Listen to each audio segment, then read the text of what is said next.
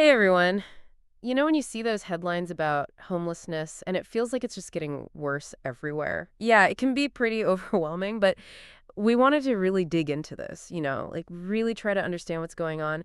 And we're not just talking about those tent cities you see on the news. We're going deep. We've got documentaries, we've got news reports, we've even got personal stories. And we're looking at places all over like California, Philly, even Finland. It's crazy how different things are depending on where you go, but also like the same struggles keep popping up. It's definitely a global issue, that's for sure. But yeah, you're right. The approaches are all over the place. And sometimes the places you think would have it all figured out, well, they're the ones struggling the most. Like, take California. Everyone thinks sunshine and beaches, Hollywood, the whole dream, right? But California is dealing with a massive homelessness crisis. Yeah, and it's not just folks living on the streets either. It's hitting everyone, even people working behind the scenes in Hollywood. I mean, that's like the ultimate irony, right? The place that's supposed to be all about making dreams come true, it can't even keep a roof over everyone's heads. Right. It's wild. And a lot of it goes back to like 2008. That recession hit California pretty hard. And the film industry, it took a big hit too. Plus, you've got stuff like California's three strikes law, which blew up prison costs.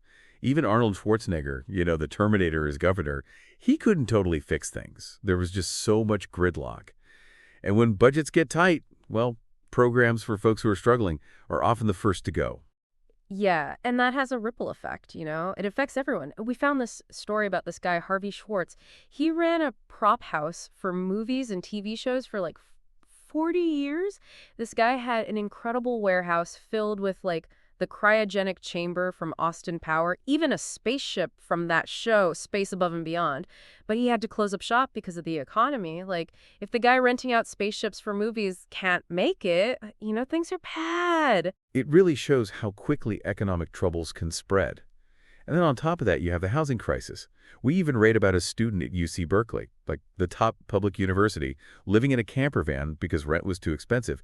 Imagine a leaking roof, storing your underwear in the stove because there's no space. Talk about a reality check. Whoa, a leaky roof and underwear in the stove. I guess that's the new California dream, huh? But it makes you think, if even students trying to make a better life are barely scraping by, what about people who are already in a tough spot? That's where you really see the human cost of all this. It's happening in cities all over the U.S. And the stories, they're heartbreaking. People losing jobs, crushed by medical debt, or just priced out of housing. Yeah, there's Moya, used to drive a limo for celebrities in LA, lost everything, taking care of his sick way. And Vicky in Phoenix, she actually had a pension, but still ended up homeless because she couldn't figure out all the paperwork to get help. That's way too common, especially for older folks. This Australia documentary we watched, they went deep on this trend. They have this system called superannuation, kind of like our 401k. But even with that, tons of older women are struggling. The documentary said things like family violence and the pay gap are big reasons why, which are huge problems in themselves. It really makes you realize homelessness can happen to anyone. It's not just the stereotype you see sometimes. Exactly, and that's important for people to remember. But, thinking about all these individual stories got us wondering, are there places trying totally different approaches? And that's where Finland comes in. It's a whole other world. Finland, seriously, I always thought of Finland as like this perfect progressive place. They are in a lot of ways, but they've had their own issues with homelessness too. What's interesting is they did something completely different with their housing first model, and it's been super successful. Basically, they just give people housing, no questions asked. It's a fundamental right. Whoa, hold on. They just like give people homes? That seems almost too good to be true. Well, it's not a magic solution, and we'll get into the details later, but they've basically eliminated homelessness on the streets in Finland. And the cool thing is, it's not just about money. It's about their values, their safety nets, how they focus on preventing things from getting bad. Like, they have these apartment buildings where low-income folks live right alongside, get this, rock musicians. It's about creating a mixed community. That's amazing. Rock stars and people struggling to make ends meet all in the same building. It really changes how you think about who deserves housing. But you said it's not perfect, right? What are some of the things that haven't worked so well, even in Finland? Even with housing, people still need support. Mental health care, help with addiction, job training, all that stuff is still crucial for people to get back on their feet. So it's not just about the house itself, it's about the support system that comes with it. That makes sense. But it's still wild to think they've basically ended street homelessness. Why aren't more countries doing this? That's a great question, and one we'll dig into more later. There's definitely stuff to learn from Finland, even if it's not a one-size-fits-all solution. But before we jump into that, let's switch gears and talk about a place facing some very different challenges. Kensington, Philadelphia. You've probably seen those news stories about tent cities popping up all over, but Kensington is in a category of its own. It's the biggest open-air drug market in the U.S., a total contrast to sunny streets of Hollywood we were just talking about. Kensington, yeah, I've heard of it. It's supposed to be pretty rough. People describe it as this place where everyone's using drugs openly, needles on the ground everywhere, this feeling of desperation. And get this, it's only 2.5 miles from where they signed the Declaration of Independence. Kind of makes you think, right? 2.5 miles from where America started to a place like Kensington? That's heavy. It is, and what's striking is Kensington's problems are like a reflection of all the things we've been talking about. No jobs, no opportunities, the opioid crisis, it's all happening there at once. And it's not just the addicts themselves. There are families, kids, trying to live their lives in that environment. Imagine trying to walk your kid to school, stepping over needles and people who've passed out. That's just awful. It sounds like something out of a movie, not real life. It's the reality, and it's easy to feel hopeless when you see it. But even in a place like Kensington, there are glimmers of hope. There's this organization, the Rock Ministries, doing amazing work there. They've got this whole holistic approach: food, shelter, spiritual support, job training, even boxing programs. Boxing, that's interesting. Tell me more about that. They realize that people need more than just handouts. They need a purpose, something to build their confidence and teach them discipline.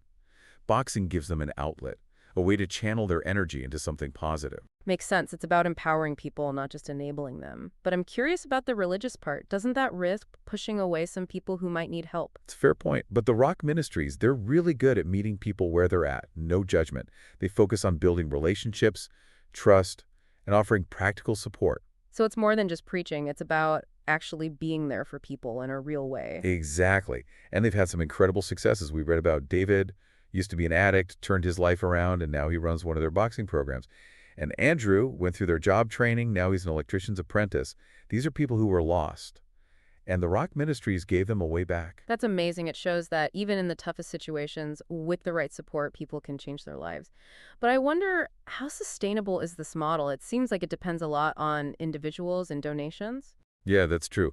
Groups like the Rock Ministries, they're often running on a really tight budget, rely on volunteers and people being generous. They're doing incredible work.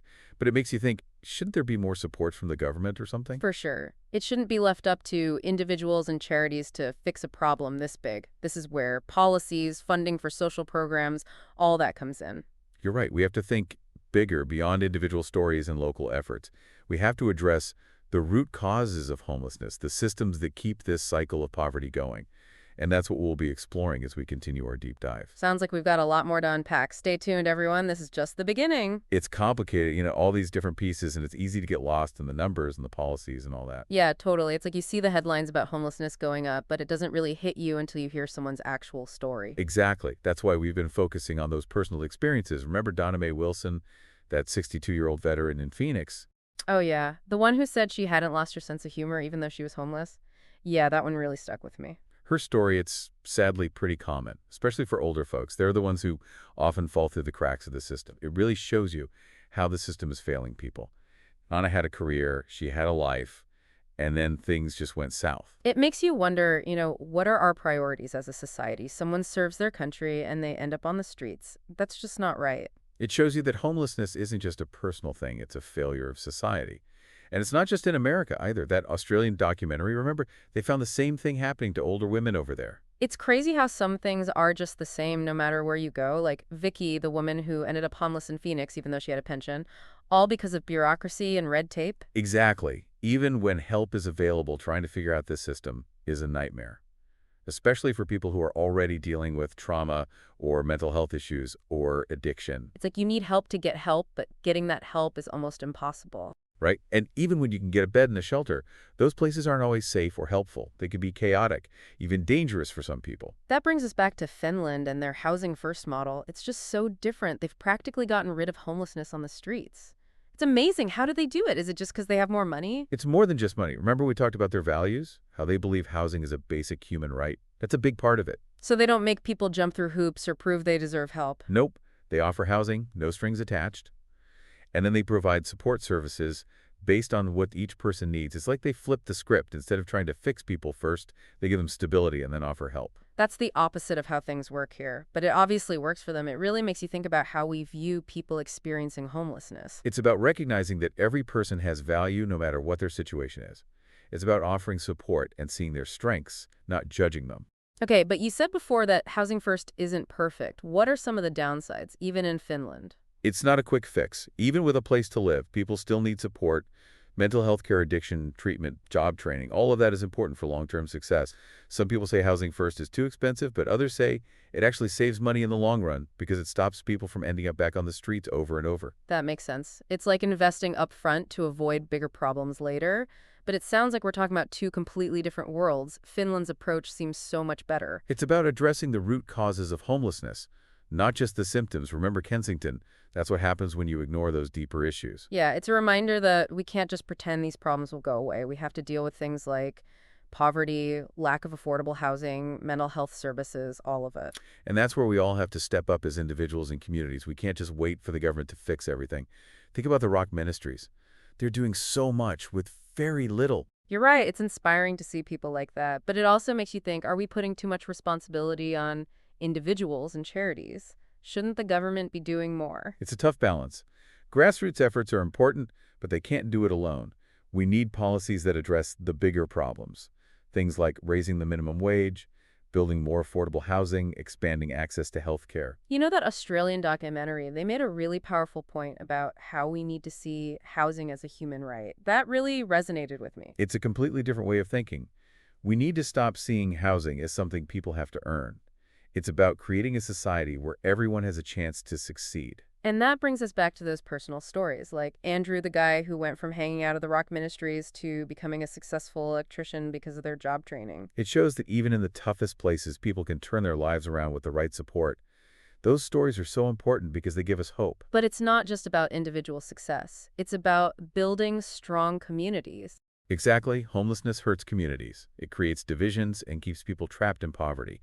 We need to stop thinking about us and them and start thinking about we're all in this together. In a way, Kensington is like a miniature version of all the problems we've been talking about. The gap between the rich and the poor, the problems with our healthcare system, the lack of investment in social services. It's like a symptom of a sick society, and it's going to take a lot of effort and compassion to fix it. And we can't forget about the people working on the front lines groups, like the Rock Ministries.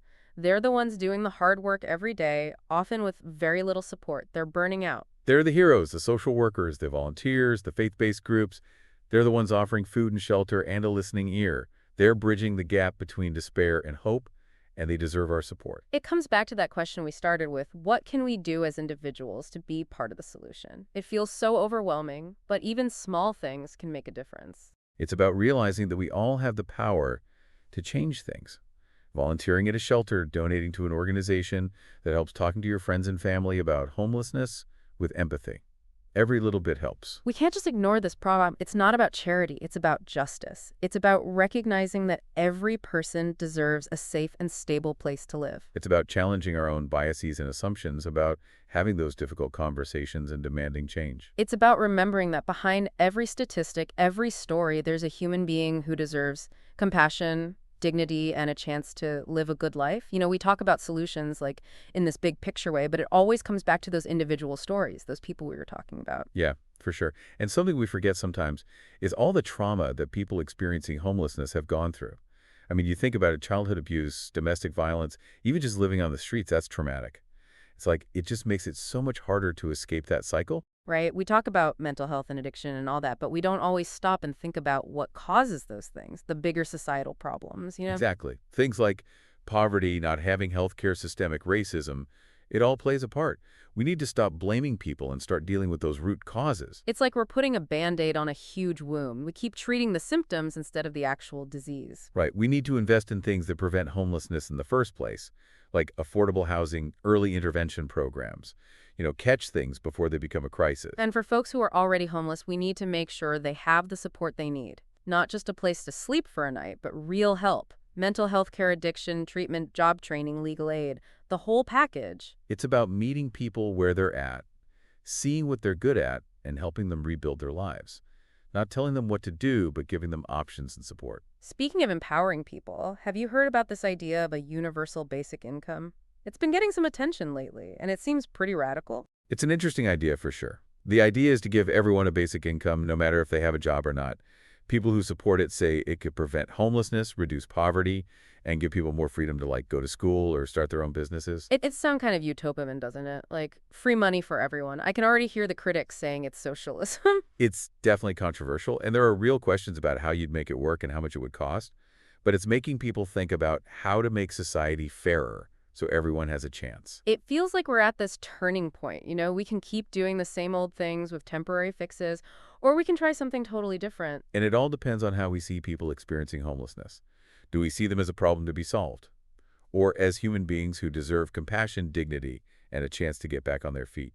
That's the big question, isn't it? We can talk about statistics and policies all day long, but in the end, it's about human connection, empathy, and seeing past those stereotypes. It's about changing how we think about this. Instead of us and them, it's we. We're all part of the same society, and everyone deserves a chance to succeed. So as we wrap up this deep dive, I hope we've given you more than just information. I hope we've given you a sense of, like, we need to do something now. We can't just look away. This isn't someone else's problem. It's all of our responsibility to create a world where everyone has a home. Whether it's volunteering, donating to an organization that's making a difference, or even just talking to your friends and family about this, every little thing counts. Remember those success stories we talked about? They show us that things can get better, but it takes all of us working together, holding our leaders accountable, and supporting the people who are helping on the ground. So let's keep talking about this. Let's challenge how things are done. Let's push each other to do better. And let's work towards a future where homelessness isn't just rare, it's unheard of. A future where everyone has the chance to live a good life, contribute to society, and be treated with dignity and respect. That's a future worth fighting for. Thanks for joining us on this deep dive. Until next time, keep learning, keep asking questions, and keep making a difference. SASEE.